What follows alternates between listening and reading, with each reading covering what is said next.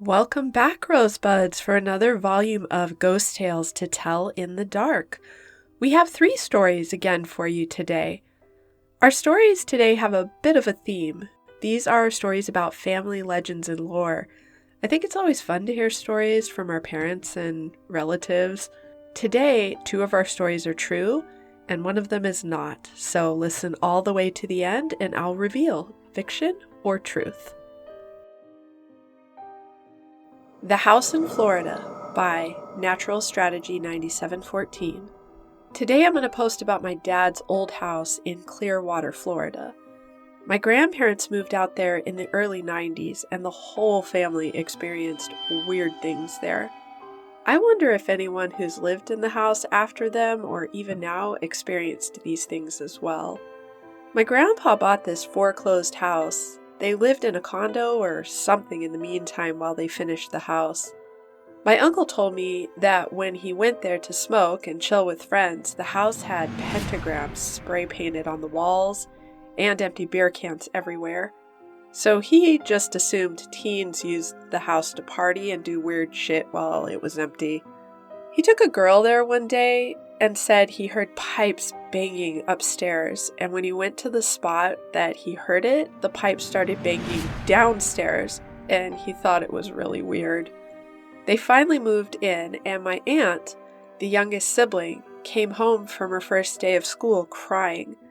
She said the kids were telling her how a girl hung herself in the attic. That's where both of my aunts slept. The attic wasn't like a crawl space either. It was a finished room. My other aunt, the oldest sibling, said that the initials of the girl who supposedly killed herself was carved into the windowsill. My dad said he'd always see a girl in white in the house, but never really thought anything of it. My dad's side of the family are hardcore realists. He said he remembers sleeping and feeling the pressure of someone getting into bed with him, but no one was there. He'd sometimes even feel someone breathing on his neck. Craziest story is the oldest aunt got engaged, and her fiancé was at the house playing cards with the family, and they both told me that clear as day, they saw a woman walking, floating in the kitchen up to the attic. She had white on and something white on her head. They were confused because my youngest aunt had gone to bed about an hour before. So my aunt ran upstairs to check if it was her sister, thinking maybe she had just showered, but my aunt was passed out, dry hair, and not wearing white. My grandpa is a foreign Albanian man. I mention this as important because Albanian men have a way of thinking that talking about this kind of stuff is embarrassing. So the fact that he admitted it was true means it definitely happened. He also said that he would see a girl walking around the house. One time he got so upset that she wasn't answering him because he thought it was his daughter. He walked around the entire house looking for her, but didn't find anyone. Years later, one of the family members, after moving out, mentioned how they used to see a girl walking around. Everyone looked at everyone else and had one of those OMG, I saw it too moments.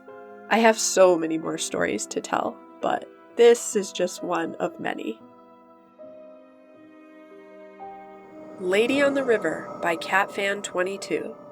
This is a story my mother told me long before that movie La Llorona came out. I'm still unsure if this story is true or just something my mom made up. Although I will vouch for my mother in saying she's a pretty straight-laced person who isn't prone to make stuff up for attention.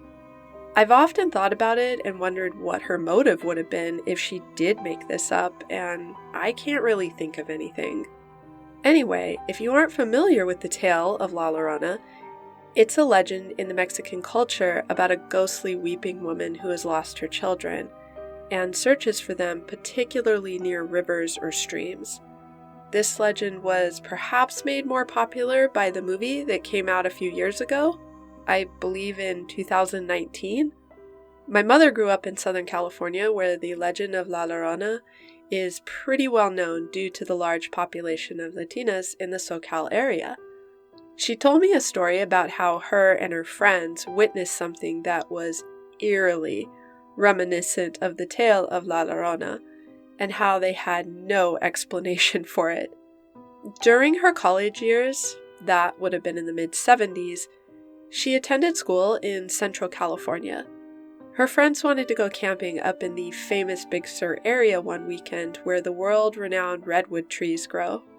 Now, if you've never been to a forested area like Big Sur, let me tell you that even in the daytime, there are parts of the forest that are dark and creepy due to the thick underbrush and the huge towering trees blocking out the light. She had never been to Big Sur and thought this would be fun, so they gathered supplies and off they went. Back in the 70s, there weren't many manicured camping grounds out there, or forest rangers dictating where you could and couldn't camp. So they just drove along down dirt roads for quite some time until they found a spot that looked good. They pitched their tent near the river and started gathering wood for a fire. Because it was the 70s, I do wonder if my mother and her friends were high on something and hallucinated this. She swore that she wasn't into that stuff and her friends were the only ones getting stoned. However, I think she just said that to try and save face and setting a good example for her daughter. Anyway, they're all winding down for the night and about to go to bed when they hear a sound off in the distance that sounds different than the normal wooded backdrop noises. They all go silent and strain to listen. It sounds like it's coming from upstream. They keep listening and the noise is getting louder. My mom said it sounded like a banshee, but quieter. It was definitely shrill.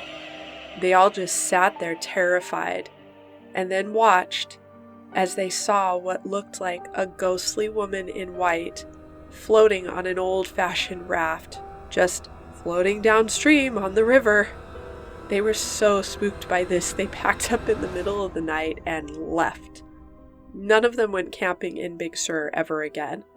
In fact, my mother was not a big fan of camping at all, and even when I was a kid growing up, she wouldn't camp anywhere else except manicured places like KOAs. Again, not sure if the group hallucinated this apparition, but either way, I'm sure it was scary as hell. Sleeping on the Tundra by Reindeer Are Awesome. This is a story I heard from my uncle. There was a Norwegian man, let's call him Ole, who was hiking over the tundra. Ole was enjoying the tundra. The weather had been nice, and he had been lucky with fishing. He'd been setting up his tent by different lakes so he could fish and stay the night there. One day, when he was walking, he saw an ATV driving towards him. It was an old man who was a reindeer herder. The man stopped by Ole. He introduced himself as Johan. Ole and Johan stood there and talked for a solid hour. Johan asked him where he was going, how the fishing was. He also asked him to try and not disturb the reindeer if he was to see them again. Johan left Ole some parting words. He said, "I will give you one bit of advice. Next time you set up a tent, ask nature if you are allowed to rest here. The dead don't like seeing a camp sitting on their path across the endless tundra." Then Johan drove off. Ole waved goodbye, but he laughed a bit to himself. The dead, what nonsense. Ole continued walking and found a beautiful lake he could rest by. He set up his tent and started fishing. Hours went by and it was turning dark. Since this was late August, the midnight sun had stopped shining, and it would be pitch black by nightfall. As it turned dark, he ate the Arctic char that he caught and went to sleep. But as he was laying down, he felt a cold chill run down his spine. It wasn't cold outside or anything, but he was still cold. Ole crept inside his sleeping bag and felt warm again. An hour went by. Suddenly he heard something outside, a clicking sound, and it was coming closer to his tent. Ole grabbed his flashlight and went outside. He shined a light towards the sound. He saw a small group of reindeer running away into the darkness. Ole let out a small sigh of relief. he went inside his tent and went back to sleep. An hour went by and he heard a sound again. It was like something was scraping the ground. He took the flashlight and went outside. This time he saw a fox running away. Again, he went back to sleep. Again, an hour went by. This time, it sounded like someone walking outside the tent. Ollie thought to himself, it's probably just another animal walking around. But the footsteps didn't go away. Ollie took his flashlight and went outside. But this time, there was nothing there. He looked around. Nothing. He thought that maybe he was imagining things. Ollie went to his tent again and went to sleep. But this time, he wasn't able to fall asleep. He lay there for quite some time before finally drifting off to sleep. But not even 10 minutes later, he felt a cold breeze coming in. He woke up to see the tent door was open.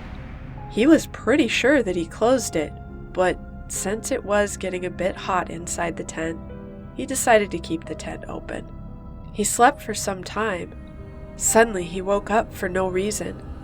His eyes widened to the size of dinner plates as he saw something in the door. 2 white hands were reaching for his legs.